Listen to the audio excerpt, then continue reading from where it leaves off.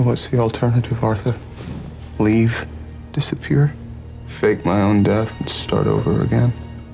No. You'll still be you. This was peak Dexter.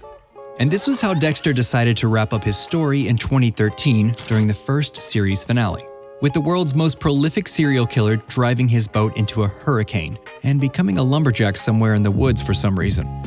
When Dexter returned to Showtime in 2022 with Dexter New Blood, fans were a bit skeptical about how the series was going to play out. However, the pilot was surprisingly successful, and it really started to clean up the mess that was made by the original final season. Each episode was more positively received than the last, building to the season's penultimate episode actually becoming the second highest rated episode in the entirety of Dexter. Then, the finale happened. The season finale of Dexter New Blood is the lowest rated episode in the show's history. So what happened here? How did Dexter spend so much time redeeming itself only to break down at the finish line? Dexter was a Showtime original series that initially ran for 8 seasons from 2006 until 2013. Based on a series of novels written by Jeff Lindsay, the story centers around a forensics examiner for Miami Metro PD's Homicide Division, who moonlights as a serial killer who only targets proven murderers. Dexter was truly a cultural phenomenon back in the early aughts. There were fan clubs, watch parties, and Comic-Con exclusive bobbleheads. This all came to a halt somewhere around the beginning of the show's 5th season. The finale of Season 4 was watched by 3.3 million viewers and is, to this day, the most watched episode in Showtime's history. But if you follow it up with the first episode of Season 5, you don't feel like you are watching the same show at all. Sorry for your loss. This tonal shift happens because at the end of Dexter's 4th season, executive producer and showrunner Clyde Phillips left the show. Dexter's success was undoubtedly due to the sum of all its parts. However, Clyde Phillips was the linchpin that held all of those parts together as the primary creative force behind the adaptation. The creative direction, the writing, the casting, the hiring of appropriate directors, you name it. They were all part of what Phillips's version was for the show, and by all means, it worked.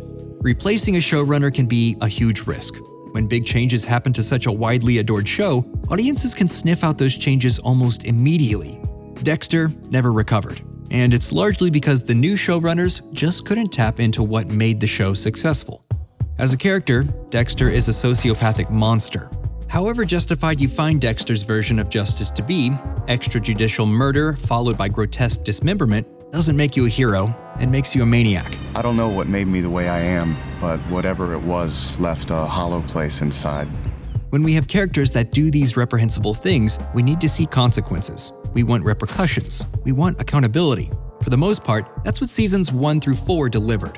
It all culminated with Dexter's actions directly resulting in the devastating death of Rita Morgan at the hands of the Trinity Killer. The new showrunners seemed to think that the real success came from the Trinity Killer being such an effective nemesis to Dexter, and instead started to focus on creating different villains to drive narrative.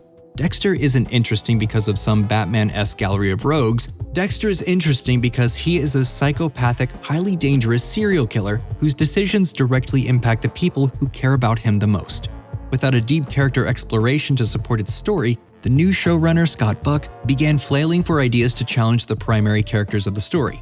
The choices made for these characters in the show's later seasons feels more like someone throwing darts at a board of terrible ideas and then landing on Dexter's sister falls in love with him. I went to the church that night that you killed Travis Marshall to tell you that I'm in love with you. Slowly but surely, the structure of Dexter began to fold in on itself, and instead of giving audiences some rhyming moments to the show's thematic core elements, the decision was made to have Dexter drive his boat into a hurricane, only to survive and become a lumberjack, which is important because it links Dexter back to absolutely nothing that has ever happened in the history of the show. This ending enraged fans, and up until 2022, it was largely considered as one of the worst series finales in the history of television. Fans were left with an incredibly sour taste in their mouths. They wanted it fixed, they deserved more, and they would get more. In October of 2020, Showtime announced that Dexter would be returning for at least one more season, with Dexter New Blood. Returning with it were Michael C. Hall, Jennifer Carpenter, David Zayas, and most importantly, the show's original showrunner, Clyde Phillips. Fans were cautiously optimistic and slowly began returning to the franchise as positive word of mouth began circulating the internet. Dexter New Blood was by no means perfect, but despite a few odd character behaviors and minor plot holes, does a fairly decent job of cleaning up the mess made by the previous attempt at closing the show. They really stretch out our belief as to how rusty Dexter is. He makes some uncharacteristically dumb choices, and everyone seems to be one Google image search away from catching him. The addition of Dexter having to deal with the reappearance of the son he abandoned adds some nice, rich personal stakes for his character, and it really seemed like Dexter was back to peak form in almost every way. How many times have you done this?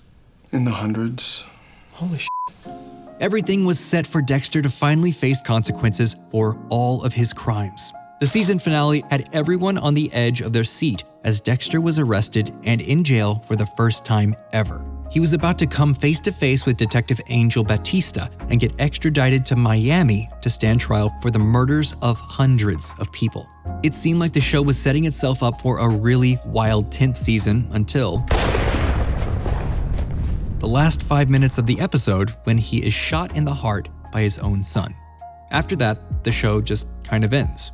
It was honestly quite deflating. But it's also remarkable in the sense that Dexter was somehow able to do an even worse job at wrapping up his character than having him drive a boat into a hurricane. Dexter needed to be caught, he needed to stand trial, and he probably needed to be executed for his crimes. This is especially frustrating when you consider the fact that Clyde Phillips had previously gone on record and stated what his idea for a Dexter finale would be. In an interview with E! Online, Phillips stated that he originally intended for Dexter's ending to come with him dying on a metal slab and receiving a lethal injection, and being confronted by the visions of everyone he has ever had a hand in killing. So why not just end the show this way? Why shoot Dexter in the chest and then set up an uninteresting spin-off about his son?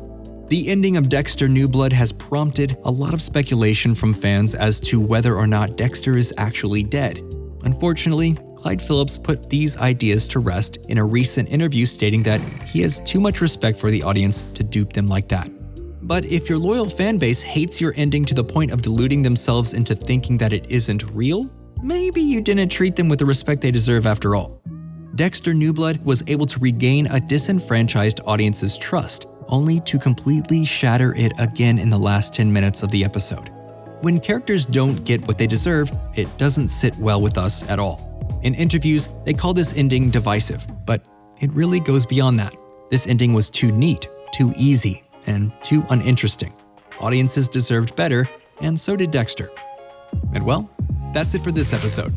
There are likely a couple of links in the window to some of our other videos. Feel free to click on those if you want to stick around. And hey, thanks for watching Nerdstalgic.